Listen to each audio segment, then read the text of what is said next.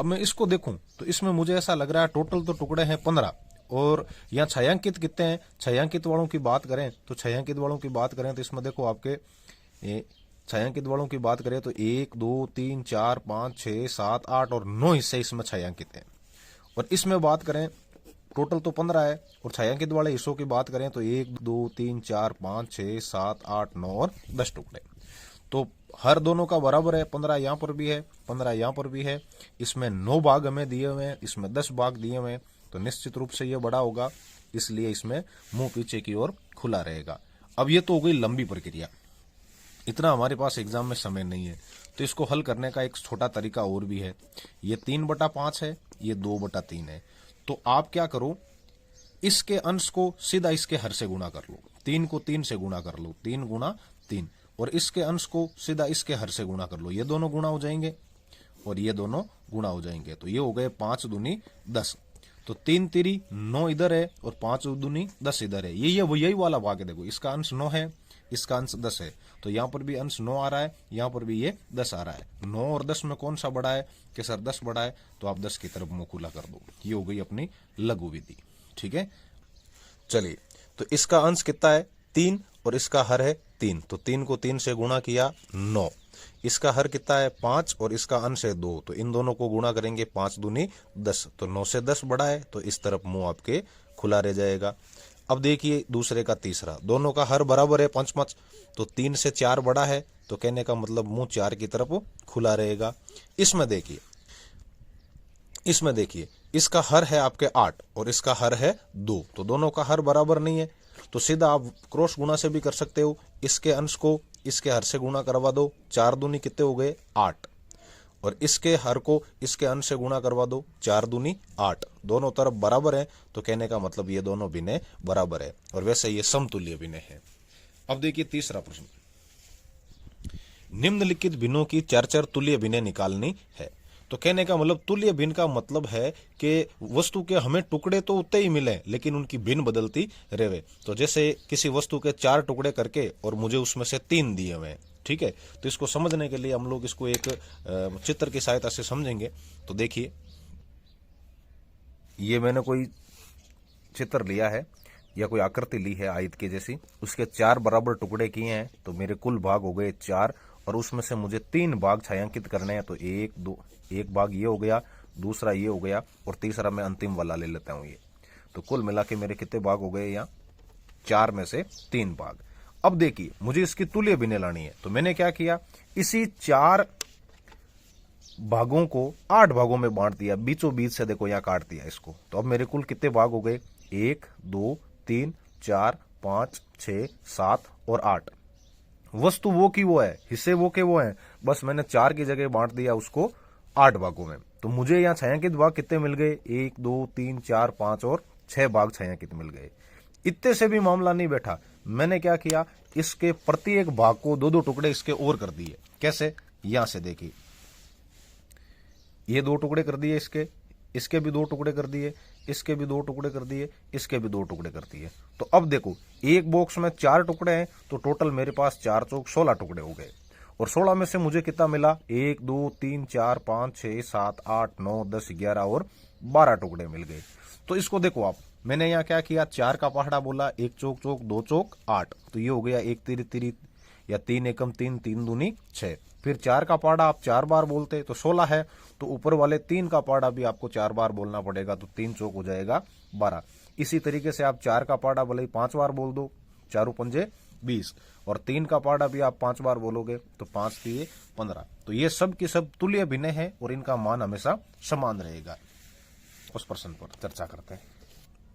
तो करना क्या है, जितना हर का मतलब जितनी बार हर का पहाड़ा बोलते हो उतनी बार आपको अंश का भी पहाड़ा बोलना है। तो हर का पहाड़ा मैंने बोला 1 चौक चौक 2 चौक 8 3 चौक 12 4 चौक 16 5 चौक 20। तो ऊपर वापस किसका पहाड़ा बोल देंगे अपन, 3 का, 1 तिये तिये या 2 तिये 6 3 तिरी 9 4 तिरी 12 और 5 तिरी 15। ये सब तुल्य भिन्न हो गई।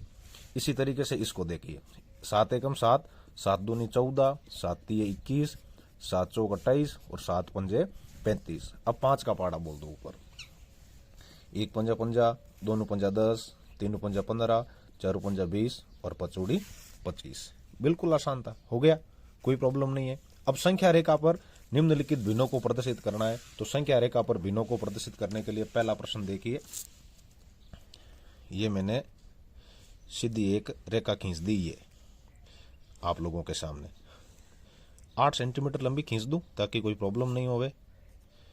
ये खींच दी मैंने, को ध्यान से देखो आप, इधर या मैंने 0 ले लिया, या 1 ले लिया, या 2 ले लिया। कहने का मतलब ये 4 सेंटीमीटर है, लेकिन संख्या रेखा पर 1-1 सेंटीमीटर पर 1-1 संख्या लिखते हैं। मैंने उसको यहाँ आपके सामने जूम करके ही चित्र बनाया, ऐसा मानना है। तो 0 से 1 आपको करना क्या है, नीचे हर कितने दिए हुए हैं 4, तो हर एक भाग के 4-4 टुकड़े करने हैं। तो 4 टुकड़े करने के लिए मुझे इसके बराबर 4 भागों में बांटने के लिए बराबर दूरी पर 3 लाइनें इसमें खींचनी होगी। ये 1, ये 2 और ये 3। देखो तो बराबर कितने टुकड़े हो गए, 1, 2, 3 और 4 टुकड़े। अब ये 0 है तो यहां 0 से गिनती शुरू कर दो, 0, 1, 2, 3 और 4। हर एक टुकड़े के कितने भाग किए हुए हैं, 4 भाग किए हुए हैं। तो सब में 4 का दे दो भाग, दे दिया अपने 3/4, ये पड़ा। देखो सिंपल है। इसी तरीके से आपको क्या करना है, अगले में मैं 10 सेंटीमीटर लंबी लाइन खींच देता हूं, थोड़ी ज्यादा ही खींचूं। 0 से 6 ले लिया और 6 से 11 ले लिया। तो अब देखो इसको संख्या रेखा पर निरूपित करने के लिए या मैंने 0 दे दिया, या 1 दे दिया, या 2 दे दिया। 3/5 हर कितना है 5 है, तो इसके बराबर 5 टुकड़े करने हैं। तो 5 टुकड़े करने के लिए मैं बराबर 4 लाइनें खींच देता हूं इसमें। 4, 1, 2, 3 और 4। ये कहने का मतलब इसके बराबर इसमें 4 लाइनें खींचने पर 5 टुकड़े हो गए, 1, 2, 3, 4 और 5। सिंपल है। यहां से गिनती शुरू करो, 0, 1, 2, 3, 4 और 5, और सब में दे दो आप 5 का भाग, क्योंकि हर कितना है अपना 5। तो सब में 5 का भाग देंगे, ये दे दिया सब में 5 का भाग। हमें कौन सा चाहिए बेटा, 3/5, तो ये पड़ा अपना 3/5। अब देखिए तीसरा प्रश्न। तीसरे प्रश्न में मुझे हर में 8 दिखाई दे रहा है, तो कम से कम 8 तो मैं लूं ही लूं। या मैंने 7 से शुरू किया और 9 पर 8 सेंटीमीटर हो गए और आगे इसको चलने दिया। अब ध्यान से देखो, इस संख्या रेखा पर ये 0, ये हो गया आपने 1। अब मुझे हर में 8 दिए हुए हैं, तो इसके बराबर मतलब हर एक हिस्से के 8-8 टुकड़े करने हैं। तो 8-8 टुकड़े करूंगा, तो ध्यान से देखना आप, ये हो गया पहला टुकड़ा, ये दूसरा। अब दो लाइनें खींचने पर 3 टुकड़े होते हैं, तो 8 भागों के लिए मुझे 7 लाइनें खींचनी होगी। 1, 2, 3, 4, 5, 6, 7, 8 भी खुद वापस 8 पर आ गई। अब इससे आगे भी करो, देखो ये 9 और ये 10। अब ध्यान से देखो, 0 से आप गिनती लिखना शुरू करो, 0, 1, 2, 3, 4, 5, 6, 7, 8, 9 और 10। 8 से ज्यादा क्यों लिया, क्योंकि एक चीज के 8 टुकड़े करके और उसके 9 हिस्से हमें देने हैं। तो कहने का मतलब वो क्या करेगा, एक चीज है, कोई भी एक वस्तु है, उस वस्तु के उसने 8 टुकड़े कर दिए। चलो ये लो, 1, 2, 3, 4, 5, 6, 7 और 8, सारे के सारे हमें दे दिए। तो 8 तो इस तरीके से मिल गए। फिर उसको 9वां टुकड़ा देने के लिए एक और वस्तु लेनी पड़ेगी और उसके भी बराबर 8 टुकड़े करने पड़ेंगे, और उसमें से एक टुकड़ा हमें वो देगा। तो कहने का मतलब 8 + 1 उसने हमें 9 टुकड़े दिए, जबकि वस्तु के टुकड़े कितने किए थे, 8। अब देखो इधर, तो 9वां टुकड़ा लेने के लिए अपने पास 8 से आगे जाना पड़ेगा, और हर में 8 है तो सब जगह 8 का भाग दे देंगे। 8, 8, 8, 8, 8, 8, 8, 8, 8 और 8, ये पड़ा अपना 9/8, मिल गया। अब लास्ट वाला देखिए, जिसको हम लोग सीधा ही समझ लेते हैं।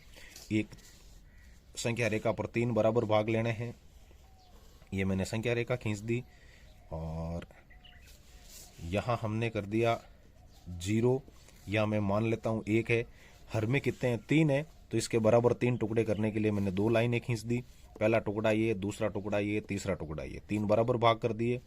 अब गिनती लिख लूं भले ही वापस, यहां से 0, 1, 2 और 3। हर एक टुकड़े में 3 का भाग दे दूं, क्योंकि यह हर कितना है 3, यहां पर भी 3, यहां पर भी 3, यहां पर भी 3। तो ये मिल गया हमें 2/3। तो प्यारे साथियों, उम्मीद है आपको ये कार्यपत्रक समझ में आया।